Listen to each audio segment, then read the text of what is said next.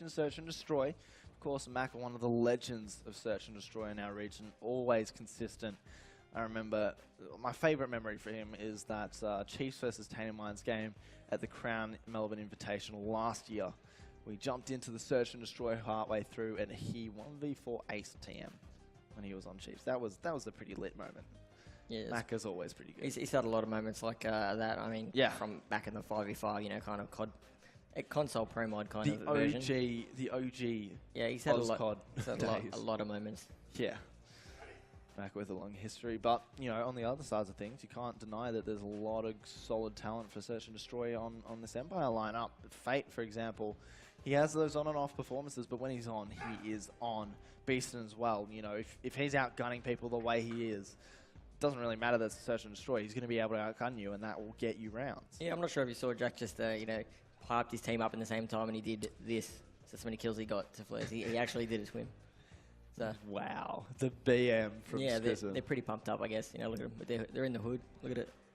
Scrism loves the BM, man. He gets right into it when he's on stage, and that's what's great about him. He's a very emotional player. Same with Beaston and Fate. It looks like it's about 2 meters distance between Beaston and Dane. It's like massive. It's like you two be there, we'll be over here. Pretty much. I don't know. I think that Scrism and Beaston, they've played together for a long time. They've been on and off too. Yeah. Mainly because Beaston did get into the CWL last year a lot earlier than Scrism, and so he was able to, you know, join a pro team because he's already perceived as a very great player.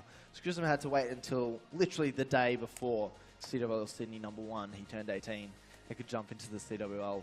So they've both kind of gone on the same pathway. You know, both players you expect to be, you know, the top team every time to make champs. Beaston joined Tainted last year. Yes, he did. And they failed to qualify right at the last minute for the COD champs, you know, and we expected dropped that roster, picked up another roster. Yeah, and then obviously now this, you know, they're in that situation again where they're, you know, they're so close. They're those contended players you consider them to be in your top teams in Australia, and they're still just not going to get, like, they're not there at the moment. They need to sort of claw their way back into, you know, that final 3 positions, and then obviously make the top 2 here. Yeah, so they're players, you know, we expect to be overseas and represent our country, and they're just not getting there yet.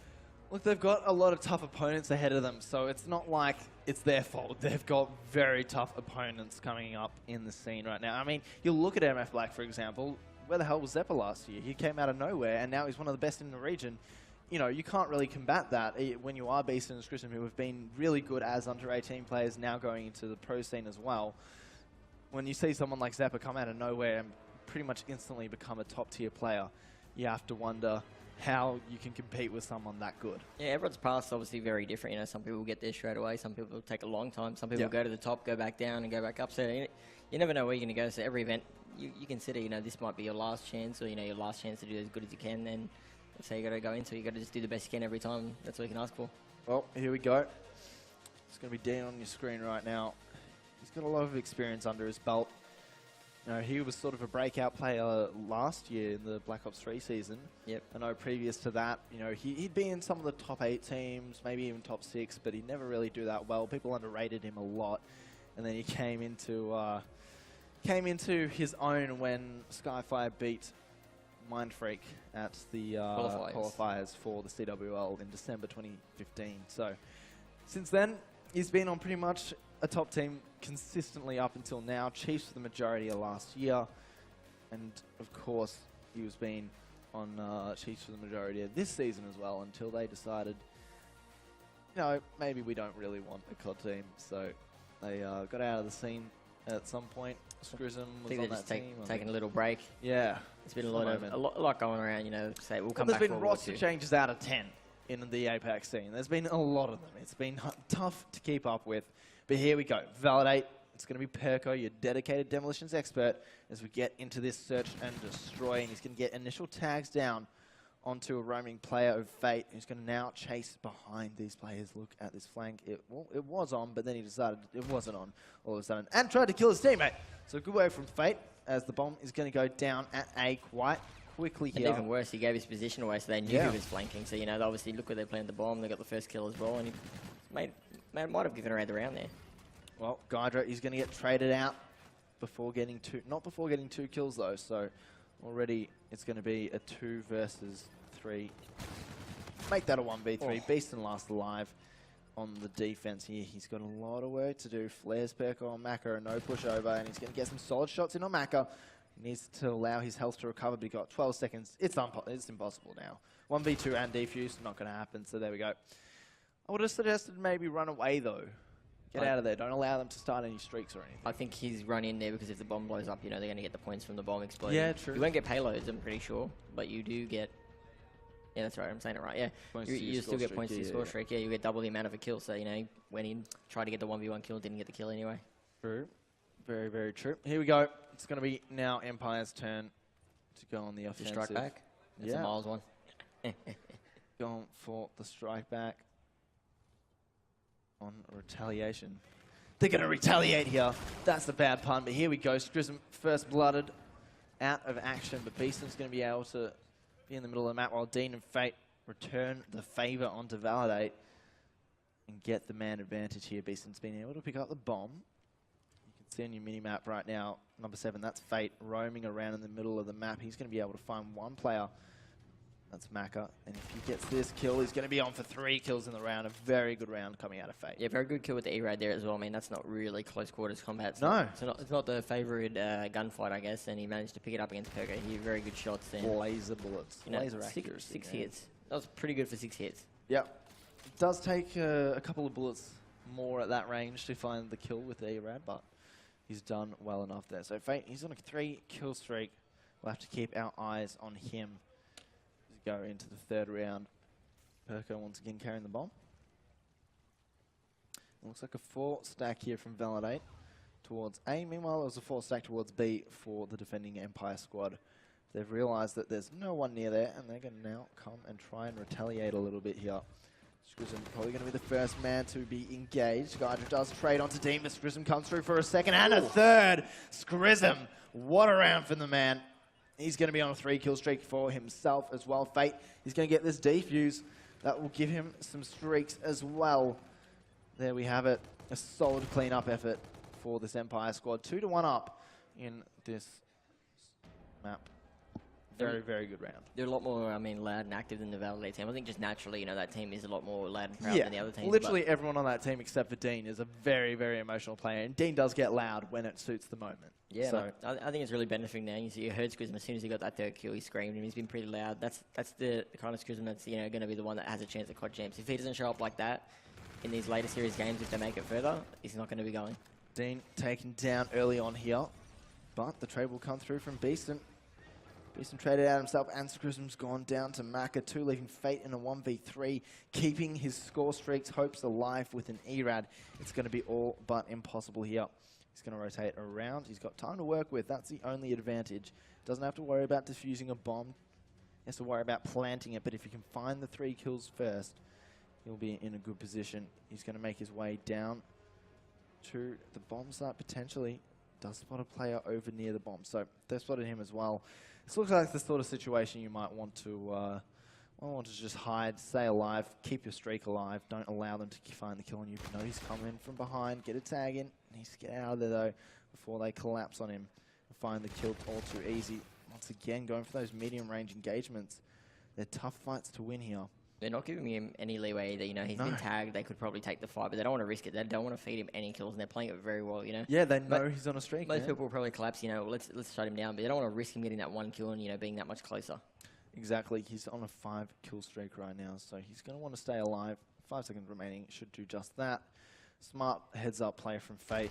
You're not going to win the round, so at least keep your life in it. Don't give them any points. Don't allow yourself to die and get off that streak. It doesn't really matter. 2-2. Early days still here in Search and Destroy. Beeston looking confused as always. As we go into round number 5. Wondering why he's not the one with the 5-kill streak, maybe. Perko again carrying the bomb. See what Flares can do off the rip here. He's going to go for the wall run. No one's going to be peeking lower market stairs though. So that's going to be irrelevant, but a grenade was thrown down. So he knows someone's up in market. Mac has been able to find the 1st kill of the round and 2. the most important one is stopping Fate on his streaks as well. Really? Oh yeah, Fate's down. So that's perfect. Maka in a very good Overwatch position. Doesn't realize there's a player behind him though. Dean on the flank should be able to find the kill easily enough and continue on here from the bridge. Watching into the hotel hallway. He's not going to spot anything as of yet. His teammates doing a little bit of work. That's Grissom. Beeston, he's been able to follow up onto Perko, leaving Gydra 1 versus 2. Beeston, he's jumping straight onto the bomb here. I don't think Gydra's got any idea that could be happening. He's got no chance of doing this. That's going to be the defuse coming in from Beeston. No, he's jumped off. Oh, well, no, he did defuse it first. A little bit confused for a second. I like the play there from Gydra, but the fact was he had an E-Rad. You know, that's not going to win that fight. Yeah. To kill 2 players plus 1 defusing it. He didn't give himself really any chance there. No, and that is going to be it. The round going in favour of Empyre. Some very good play from Beeston. You know, intelligent, knowing that his teammate Dean could cover him in that situation and not allow, and at least distract Gydra. Gydra didn't even look at the bomb first. He just looked at Dean, who was jumping up and down. So there we have it, though. Gydra starting us off good here with a 2-piece. That is going to give Validate a 2-man advantage really early on, leaving Beeston and Dean last alive for their squad. Now, Validate, they can just hold back here, be a little bit more passive as Empyre. They're going to have to push onto a bomb site. And they did spot that rotation, actually, so they're right onto it as well. You know, Yeah, I think they're actually thinking about it, but they must know they have bomb down. Yeah, they do, and it's going to be Empyre teams so low there. He goes Beeston 1 versus 4. This is borderline impossible from here on out. 40 seconds to find 4 kills. You're not on a streak. Maybe you just kill yourself in this situation. But he might decide to just get some kills, you know, slow down the opponents. Here we go, slide into bedroom, gets the first, heavily tagged, needs to get out of there, relocate, doesn't want to get shut down too easily. I wouldn't suggest contesting too strongly there. There we go. He's going to get dropped in the end. Deleted off the map, put down like I did my dog, and there we have it. 3 apiece. That's very brutal, you're all right. Man, sometimes you got to do what you got to do. Give them the best quality of life. You're right. We'll regain. We'll move on past that. Got to try and give Validate the best quality of life as well. Grissom very close to that payload, actually. The only one that's really close. And he's only got 4 kills as well, so what is he running? The FTL. FTL. Surprisingly enough. Could come into play very soon if he gets a kill here. Yeah, early on, he's going to get contested by Flares, but Flares goes beast mode, gets 2. Beeston, he'll respond, leaving him in a 1 versus 3. He gets the first 2. Now, he's got Maka to deal with. Maka coming from behind. Maka too strong. That's what I mean about Maka. This man, he's just so intelligent in this game mode. Literally the worst place he could have came from, he just comes out of. Maka, like, doesn't give a single care in the world. Oh, there you go. A little bit of a smile. All right. Beeston's not happy. They find himself ahead now, too. Yeah, first lead for Validate. Here we go. The green dream not coming into effect is going to be them in the lead for the first time. Now, Empyre, they are on the offensive. Let's see if Grissom can't get that FTL jump early in this round. That could come to effect. Maka, though, once again starting off strong. All 4 players from Validate reading the situation perfectly. You should see on the minimap there, every single one of them is crowding around that A-bomb site. Now they think the rotation's going to you look, Validate actually, you know, they do the smart thing, they rotate. Like, they must think that obviously Empyre go, oh yeah, there's 4 there, I'm just going to rotate back. They don't. You know, you can kind of outsmart yourself sometimes. Empyre, they're sticking to their guns. Fate moving up aggressively. He might come into contact with Maka soon. He's not too careful to peek the right way. Maka right around the corner, just literally holding hands at this point. Fate. Who's going to peek first? That's going to be the intrigue. Is he going to tempt Fate? I think he spotted him, though. There, he's 100% spotted Maka. That's going to be Maka going down, trading out the kills. And there comes Grissom as well with one of his own. So there's now an opportunity to get this bomb down. But little do they know, Flares, he's on the other side of that car. Grissom, though, he's got the FTL jump. Oh, this is a big play for number 4 on the map. Gydra here. Here we go. Gydra from behind. He'll get the first one. He needs to push up a little bit. Flares finds the second as well, leaving Fate 1 versus 2. And I think they've got a general idea of where he is. Someone's probably going to hop on that bomb soon enough. Gydra can't find the kill. Fate, he gets out of there alive somehow. And he does have a Scarab to use, but unlikely he's going to pull that out in this 1 versus 1. I don't know if Flares just spotted him, though. Surely he did. Fate not strong enough in the end. Flares is going to be able to get that defuse. And that's going to put Validate on that point. There was so much wrong and right about that round. I feel like, you know, Gydra made the right play. He pressured the flanks. So Grissom actually had to contest Flares or he's going to be shot in the back. Does go down to Flares. Then Fate gets a big kill, gets away with it. Then I feel like, he saw no one on the bottom and then just contested him Yeah, when the guy was kind of in a headshot spot. He could have just pegged it a little bit and hit away, but, he went for it, trusted himself that he was going to win and the the gunfight. bomb was but on didn't. his side. Yeah, that's the most important part. He had coverage. He could have played, the tank, graveyard, and wasted enough time that even if he did die, he was going to get the bomb explosion. Then now it's 5-3. I mean, he did so good to stay alive full stop. He should have been dead really by the time he got around that corner, but he's done well, and you might see this FTL come out soon. Flair's very close to the reactive armor as well. It's going to be a 4-stack from them towards A. Meanwhile, Empyre, they picked the wrong site. You'd say almost 9 times out of 10 they're going to win this if Scrism doesn't get the opening kill. Scrism has to get the opening kill.